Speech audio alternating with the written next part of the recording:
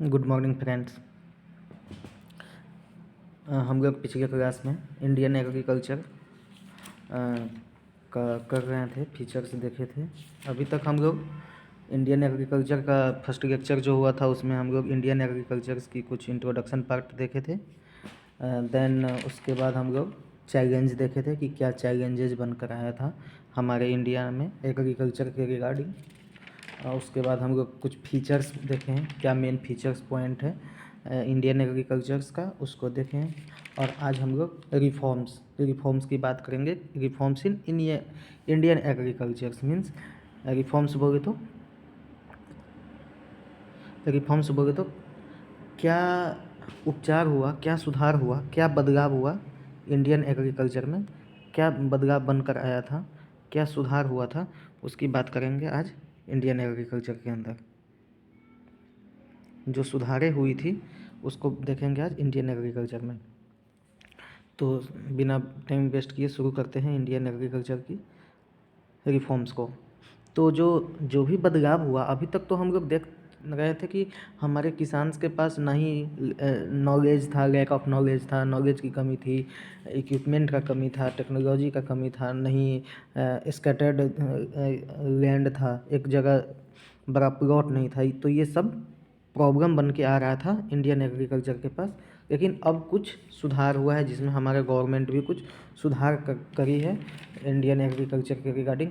Then इसके बाद हम ग्रीन रिवॉल्यूशन क्या है, उसके बाद क्या हुआ था, क्या उसका इम्पेक्ट आया था इंडिया में, और अभी से उस टाइम के अकॉर्डिंग क्या बदलाव हुआ है, सब कुछ एक एक करके देखेंगे।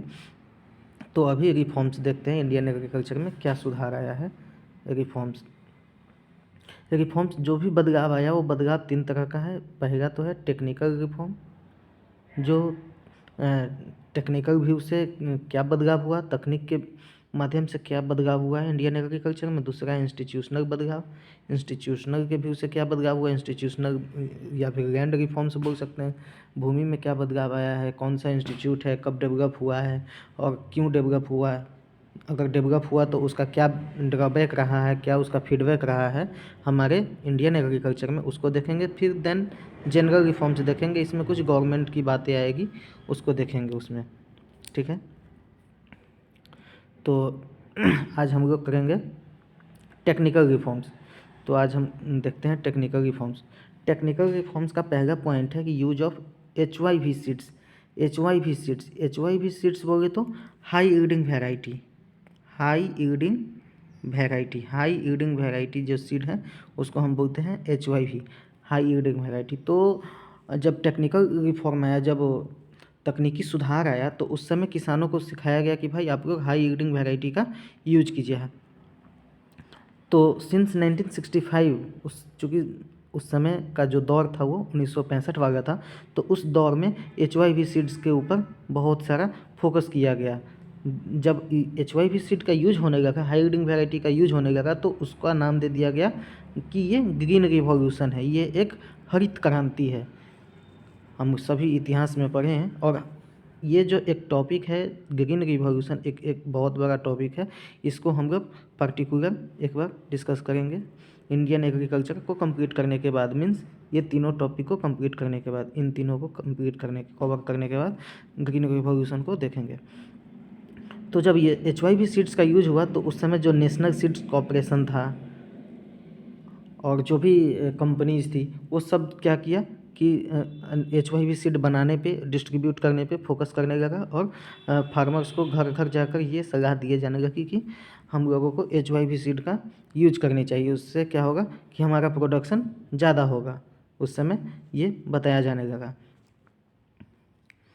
उसके बाद दूसरा पॉइंट क्या आता है, हमारा जो दूसरा पॉइंट है वो है कि यूज ऑफ केमिकल फर्टिलाइज़र। तो पहले तो क्या किया टेक्निकल रिफॉर्म में कि HYV सीड का यूज करवाया, फिर केमिकल फर्टिलाइजर्स का यूज करवाया। हालांकि केमिकल फर्टिलाइजर कितना नुकसानदायक है, कितना फ़ायदेमंद है, वो हम सभी को पता है। नहीं पता है तो हम ग्रीन रिवॉल्यूशन के बाद उसको देखने वाले हैं। ग्रीन रिवॉल्यूशन के दौरान क्या क्या हुआ था वो उसका बहुत बड़ा टॉपिक है, उसको देखने वाले हैं। तो हमारा अभी जो मेन बात है वो है use of chemical fertiliser, chemical fertilisers का यूज होने लगा, ओवर टाइम इसका यूज किया जाने लगा। It use to enhance productivity, जब जाहिर सी बात है केमिकल फर्टिलाइजर पहले यूज नहीं किया जाता था, जब अचानक से यूज हुआ तो उसका प्रोडक्टिविटी बढ़ा, किसानों को इसका फ़ायदा दिखा। लगभग 2015-16 की बातें करें तो 2015-16 के दौरान 27.5 lakh tonne chemical fertiliser use हो चुका था। ये 2015-16 तक की बातें हैं। इस दौरान 27.5 lakh tonne chemical fertiliser use हो चुका था।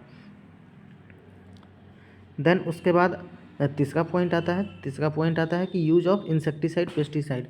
अब है कि केमिकल फर्टिलाइज़र का यूज होने लगा तो इंसेक्टिसाइड पेस्टिसाइड का भी अटैक शुरू हुआ क्रॉप्स के ऊपर, क्योंकि वो तो अपना रेसिस्टेंस कैपेसिटी बढ़ा लिया था। तो जब रेसिस्टेंस कैपेसिटी बढ़ गया तो इंसेक्टिसाइड पेस्टिसाइड की सजेशन आई। ये सारी टेक्निकल रिफॉर्म्स की बातें हैं। तो क्या हुआ, इंसेक्टिसाइड पेस्टिसाइड का यूज किया जाने लगा protect crop and against disease paste को बचाव करने के लिए, जो इससे पहले कभी हुआ नहीं था इंसेक्टिसाइड पेस्टिसाइड का यूज। और फर्स्ट टाइम जब इंसेक्टिसाइड पेस्टिसाइड का यूज हुआ तो काफ़ी बेनिफिट दिखा किसान को अच्छा रिजल्ट मिला। उस समय बहुत प्रभावित हुए किसान।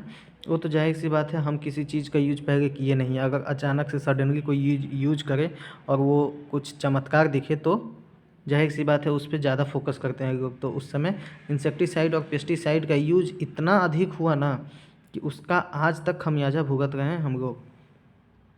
फॉर दिस, उस समय क्या हुआ, जब इंसेक्टिसाइड पेस्टिसाइड की सुझाव आया तो 14 सेंट्रल प्लांट इंस्टॉल किए गए, सेटअप किए गए कि हम प्रमोट करेंगे इंसेक्टिसाइड पेस्टिसाइड को क्रॉप का डिजीज पेस्ट कंट्रोल करने के लिए। किसानों को उस समय 14 सेंट्रल प्लांट का सेटअप किया गया। ठीक है, फिर उसके बाद एक नेक्स्ट पॉइंट है साइंटिफिक फार्म मैनेजमेंट। उसके बाद बात आया कि साइंटिफिक वैज्ञानिक तरीके से खेती कैसे किया जाए, वैज्ञानिक तरीके से फार्म को मैनेजमेंट कैसे किया जाए। अगर ये चीज़ एकदम सूटेबल है, वैज्ञानिक तरीके से देखो कोई भी काम करने का एक सिस्टम हो या तो उसका बात अलग है। और हम किसी बिना सिस्टम का, बिना किसी मैनेजमेंट का, बिना किसी प्लान का अगर हम घर बनाना स्टार्ट कर दें तो उसमें दिक्कत आएगी। अगर विथ प्लान हम स्टार्ट करते हैं तो ज़्यादा बेनिफिट है। तो ये चीज़ें हैं साइंटिफिक मेथड क्या था फार्म मैनेजमेंट करने का, उसको देखेंगे। साइंटिफिक मेथड क्या था, साइंटिफिक मेथड में तो हुआ कि भाई पहले तो किसान क्या करते थे कि कोई भी बीज लेके आए, नहीं मौसम देखे, नहीं टाइम देखे, कौन सा टाइम है, किस सीड का है, कुछ नहीं पता था उनको, लगा देते। तो उस समय क्या हुआ कि किसान को इस चीज़ का ट्रेनिंग दिया गया, इस चीज़ के बारे में बताया गया कि भाई आप क्रॉप लगाने से पहले आप सोच लीजिए, अपना माइंड मेकअप कीजिए कि अभी कौन सा सीजन का क्रॉप है और कौन सा क्रॉप हमें लगाना है। दूसरा बात क्या कहा गया कि प्रिपरेशन ऑफ सॉइल होना चाहिए, आपका सॉइल का जो मिट्टी का है वो पूरी तरह से तैयार होनी चाहिए। ऐसा नहीं है कि एक बार प्लॉइंग किए और सीड डाल दिए, उसका हरोइंग होना चाहिए, लेबलिंग होना चाहिए, बेड प्रिपेयर होना चाहिए, पूरा मिट्टी का जांच होना चाहिए, क्या पीएच है क्या नहीं है, सब कुछ प्रिपेयर्ड होना चाहिए। देन उसके बाद बताया गया कि रोटेशन करना है, क्रॉप का रोटेशन होनी चाहिए। ये बहुत अच्छी चीज़ है क्रॉप रोटेशन करना। क्रॉप रोटेशन करने से आपका डिजीज पेस्ट की अटैक का भी संभावना कम हो जाती है, आपका प्रोडक्शन भी बेटर मिलता है और फर्टिलिटी भी बनी रहती है। बोले तो फर्टिलिटी एंड प्रोडक्टिविटी दोनों बेटर है क्रॉप रोटेशन के अकॉर्डिंग। ठीक है, फिर बात आया कि सिलेक्शन ऑफ सीड होना चाहिए। जब इतना कुछ हमको पता है तो सीड का सिलेक्शन होना चाहिए। ऐसा नहीं कि कोई भी सीड लगाया, क्योंकि हम अभी बताए हैं कि हाई यील्ड वैरायटी का जो सोर्स यूज हुआ था उस समय, तो उस समय सीड का सिलेक्शन होना चाहिए कि हमें हाई यील्डिंग वैरायटी ही यूज करनी है। फर्टिलाइज़र, केमिकल फर्टिलाइज़र ही यूज करना है, कितना यूज करना है, कौन सा इंसेक्टिसाइड यूज करना है, ये सारी चीज़ें किसान को बताई जाने लगी और किसान इस पर अमल करना शुरू किया और उसको बेटर रिजल्ट मिला। किसानों को उस समय तो बेटर रिजल्ट मिला। उस समय लगभग इन चीज़ों को बढ़ावा देने के लिए, एक्चुअली उस समय इन चीज़ों को बढ़ावा देने के लिए 23 एग्रीकल्चर यूनिवर्सिटी आगे आई थी जो कि प्रमोट कर रही थी साइंटिफिक कल्टीवेशन के लिए। साइंटिफिक वैज्ञानिक तरह से खेती कैसे किया जाए इसके लिए 23 एग्रीकल्चर यूनिवर्सिटी सामने आई और किसानों को प्रमोट करने लगी, नई नई तकनीकें बताने लगी कि ऐसे होना चाहिए, ऐसे होना चाहिए। फिर आया कि मशीन का यूज करना है। मशीन किसान को तो अगर हम मशीन का मैन पावर को यूज ना करके मशीन का यूज करें तो और भी ज़्यादा बेनिफिट होगा। तो उस समय to enable small farmers to buy agriculture machine, लेकिन किसान के पास उतना पैसा था नहीं उस समय, किसान तो गरीब थी, किसान का बैकअप उतना था नहीं कि महंगा मशीन खरीद सके। तो उस समय चिप क्रेडिट फैसिलिटी का व्यवस्था किया गया जो किसानों को मिला। कुछ कोऑपरेटिव सोसाइटी सामने आई, रीजनल रूरल बैंक खोला, कॉमर्शियल बैंक खोला गया, किसानों को कुछ लोन दिया गया, चिप कुछ सब्सिडीज़ के तहत मशीनरीज वगैरह प्रोवाइड करवाई गई और इस तरह से हमारा मॉडर्न एग्रीकल्चर डेवलप होते गया और आज काफ़ी डेवलप है। तो आज के लिए इतना ही। फिर हम नेक्स्ट वीडियो में देखेंगे कि जो बदलाव हुआ हमारा एग्रीकल्चर यूनिवर्सिटी सामने आई, जो भी हम लोग का रिफॉर्म था, बदलाव हुआ, उसमें दूसरा पॉइंट था इंस्टीट्यूशनल रिफॉर्म्स। तो कौन कौन सा इंस्टीट्यूट सामने आया, क्या बदलाव किया, कैसे किया। जो दूसरा है हमारा इंस्टीट्यूशनल, इसको देखेंगे, इंस्टीट्यूशनल रिफॉर्म्स को देखेंगे, देन जनरल रिफॉर्म्स। इन दोनों टॉपिकों को एक साथ कवर करेंगे एक वीडियो के अंदर। फिर हम लोग ग्रीन रिवॉल्यूशन का टॉपिक कवर करेंगे। तो थैंक यू दोस्तों।